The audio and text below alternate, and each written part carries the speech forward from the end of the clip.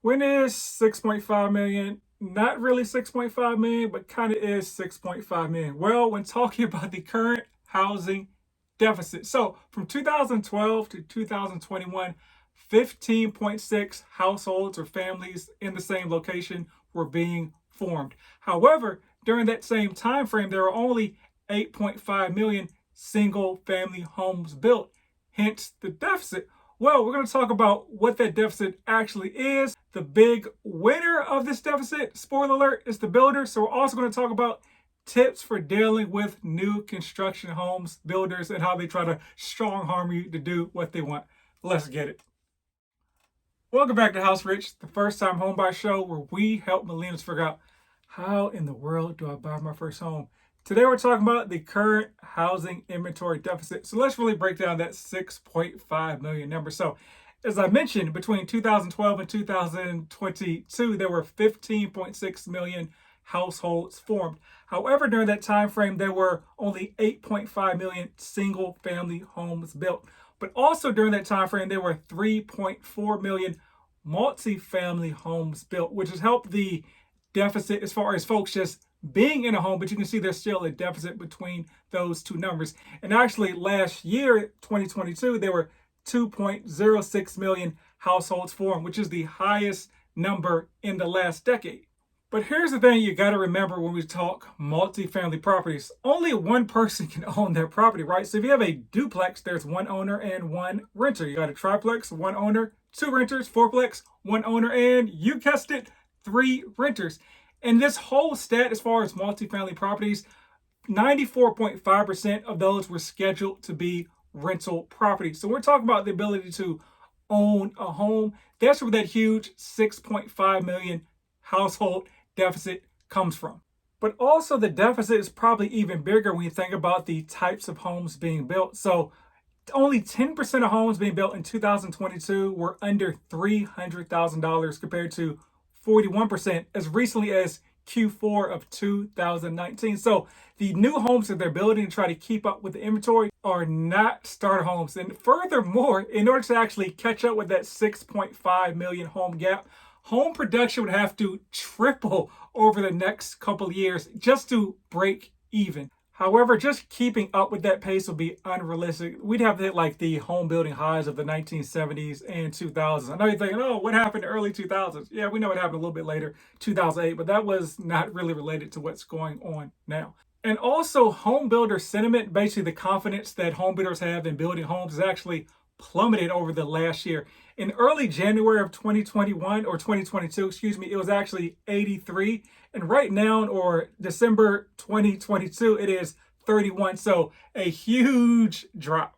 So even having said that, builders are building as quick as they can, and they're really in the catbird seat, if you will, because when it comes to existing inventory, home buyers don't want to sell due to that log jam in the market. So folks that currently have homes are in a position where they're like, okay, why would I sell my home when I have a 3% interest rate in order to get another home with a 7% interest rate? Like, it doesn't really make any sense. So if I was planning to upgrade or downgrade, I'm just going to stand pat until home prices level out and also rates come down to a little bit more reasonable number. And the same perspective for home buyers. They're like, okay, why would I buy a home when the rates are super high right now and potentially home prices are inflated? I'm just going to wait for things to cool out. So it's kind of like a standoff or staring match between the two. Here's a quote from Danielle Hell, the chief economist of Realtor.com. Realtors are always optimistic about the housing market, aren't they, right? So the good news is that overall inventory levels are increasing from their pandemic lows with less competition in the market from other shoppers today. Some home builders are now offering prospective buyers incentives that may help some new home buyers find success in this challenging market. Now, let's talk about where these builders' incentives actually come from. So, a builder buys like a plot of land to build a master community, like, hundreds of acres. And then they subdivide it up into 50-foot lots. They put a house on top of it, and now that 50-foot square foot lot is worth $400,000, $500,000. The home I'm sitting in right now, there are about 1,000 homes in the community. However, as recently as 8 years ago, this used to be all farmland. So the builder probably bought the property very cheaply. And they obviously added value to the land by building homes on it, bringing utilities, bringing internet, and also the commercial stuff that comes around it as well. Grocery stores, the PJ of North America moved 10 minutes from my house. Universal Studios is going to be like 20 minutes from my house. So there's stuff that comes when the homes come as well. So of course they do get the credit for having the vision, but back to them pricing your home, right? So they said, this plot of land with some wood in the shape of a house is now worth $450,000. But they're like, hey, we have a mortgage company, right? We also have a title company, and we want to get the buyer to use our mortgage and title company so we can keep more of that money in-house. How can we do that? How about we say the home is worth $470,000, right? Now we'll give the home buyer back about $20,000 if they decide to use our mortgage company and our title company. They do have the option to use whoever they want. However, they won't get that $20,000. And guess what? When the appraiser goes out and appraises the homes, they're going to come back at $470,000 because they're no comparable sales. But somehow the appraiser comes back with the exact same number that the builder came up with. Now, you may be thinking, that seems illegal that the builder can only give you the incentives if you use their mortgage and title company. Yeah, a lot of people do say it's illegal. I'm not sure how it is illegal because no other people can do that. Like somebody with an existing home can say, hey, we'll give you a rebate back on this home, but only if you use the mortgage company I want you to use and the title company I want you to use.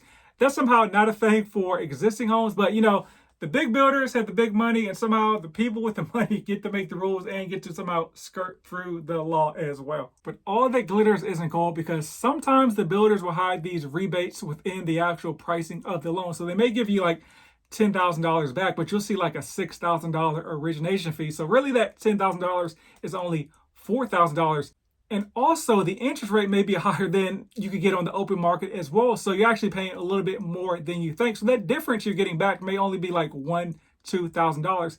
The only way to know is to, as always, go to other lenders and see what they're offering you as well. Because they want you to get enamored by that huge $10,000 number so much that you won't even shop any other lender. Because you're like, oh, how in the world could, my local mortgage company give me $10,000 back? There's no way. Let me just run with the builder and sign this paperwork.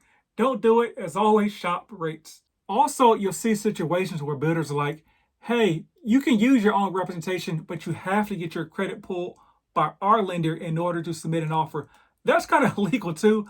Make them put that in writing and see what actually happens if they will put it in writing. Honestly, that's kind of BS too, but if they make you do it, as a reminder, all mortgage pulls within a 30-day window count as one hit. So if you want to use your local mortgage company, and you shop around, and then all of a sudden the builder, 14 days later is like, hey, okay, but you have to get your credit pulled by our lender as well. It does only count as one hit. Builders can be bullies, but honestly, sometimes they do have the best offer because of that huge number they just made up as far as the original home price. Now, so I'm a realtor in Dallas. If you need help with your home buying needs, I'd love to help you here, but I can also help you in all 50 states with my national referral network. As always, though, buy land. Rumor has it they're not making any more of it.